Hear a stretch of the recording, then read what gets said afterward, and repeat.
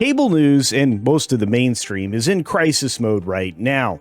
You see, the once dominant cable news landscape, which again was favored by many as the place to go for information. So you had places like CNN and MSNBC doing really well. Well, now that viewership has just eroded. It's driven by an accelerating cord-cutting environment where people just don't trust things that are coming out of the box anymore.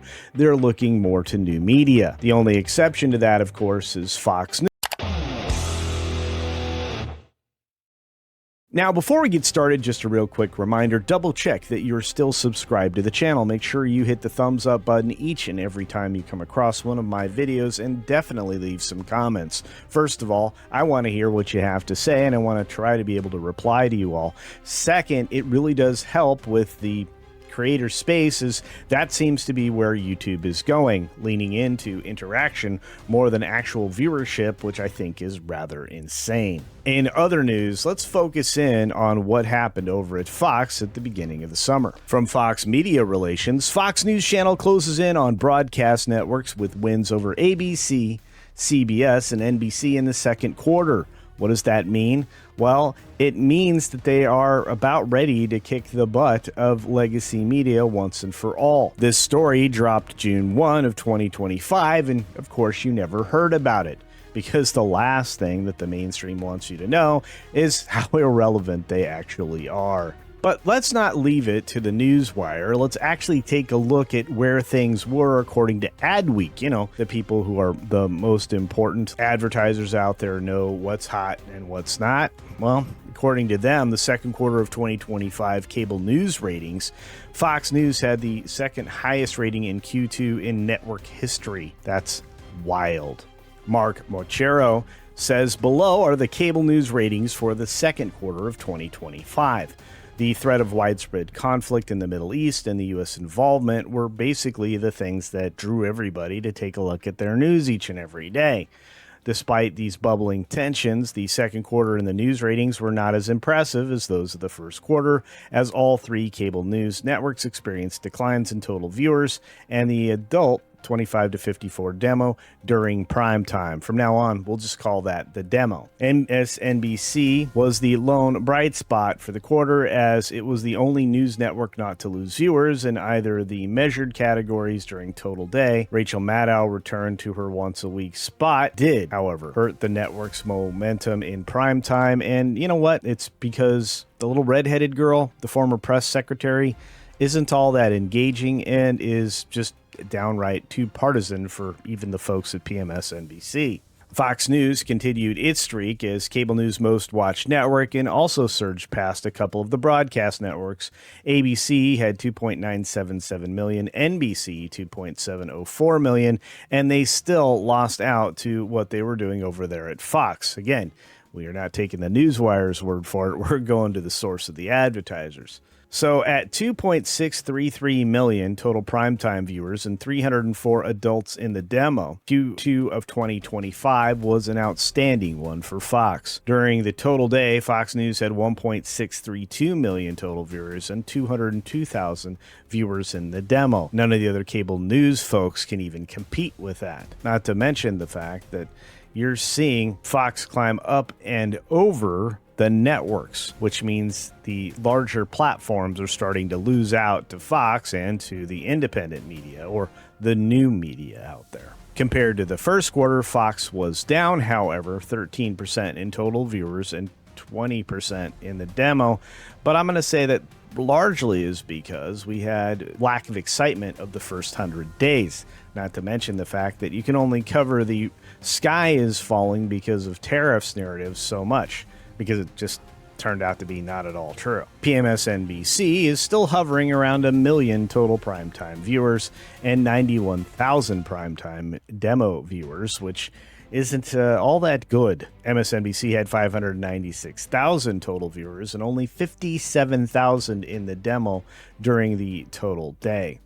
And of course, CNN coming up the rear averaged 538,000 primetime viewers and 105,000 in the demo. That is not great, and compared to the first quarter, CNN was down 4% and 13% in total viewers. These numbers are not improving the way that they should, and it's no wonder that both Comcast and Warner Bros. Discovery is ready to shake loose these two dying properties. And because, according to the New York Post, MSNBC and CNN are seeing such drastic declines in viewership, you're starting to see more and more frequent layoffs. You're also starting to see more juggling at the anchor desk because more and more people are going to get a shot to be up front because they're cheaper. And as I mentioned before, these declines are showing up now because of the acceleration of cord cutting. A lot of people are just getting rid of cable and are opting for digital news sources that are much more reliable and relatable. Single channel offerings like yours truly seem to be resonating with more of an audience as there's an interactive nature to what we do here.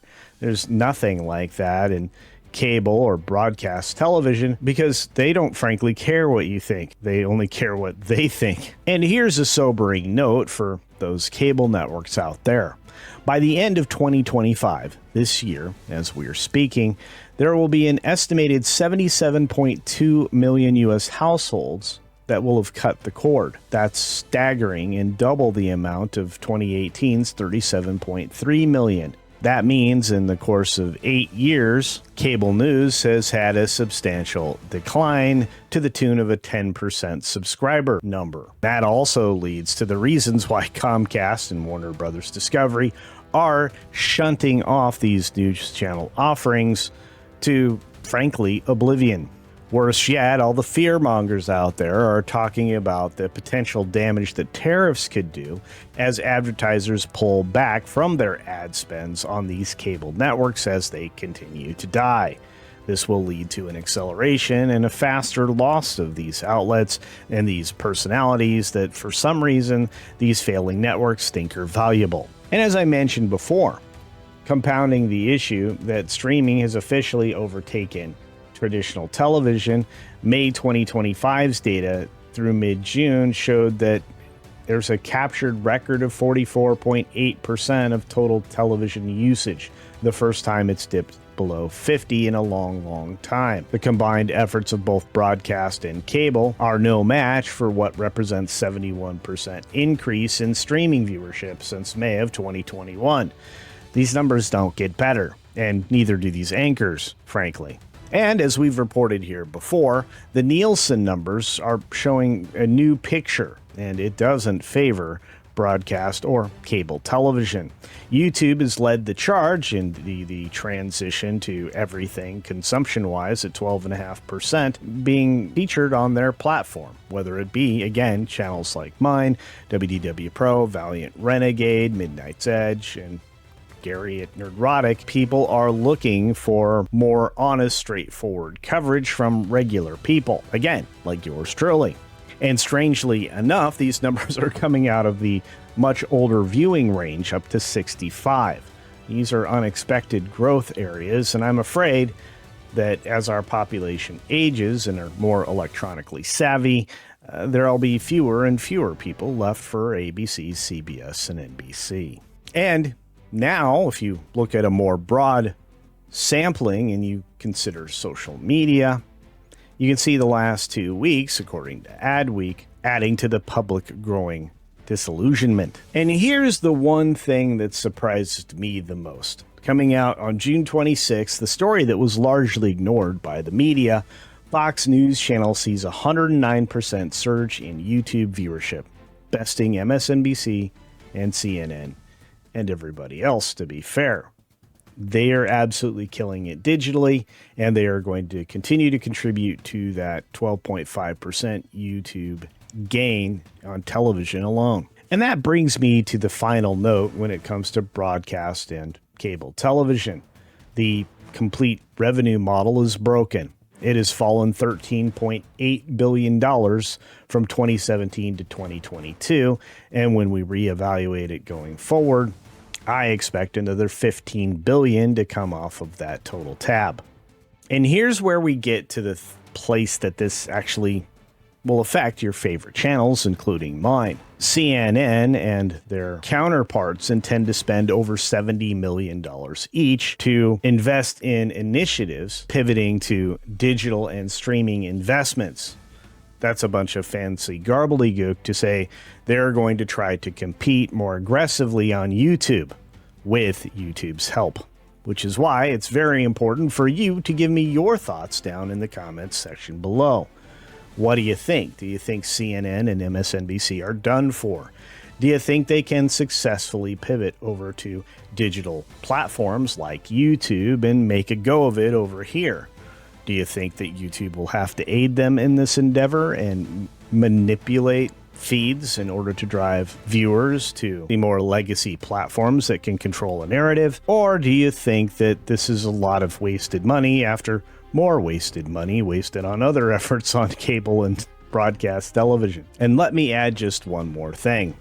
With trust in mainstream news at a low of about 32%, mind you, this number continues to go down, cable giants are going to need to adapt, cable news channels will need to adapt, and network news will need to adapt, or will be chased out of an already fragmented media ecosystem.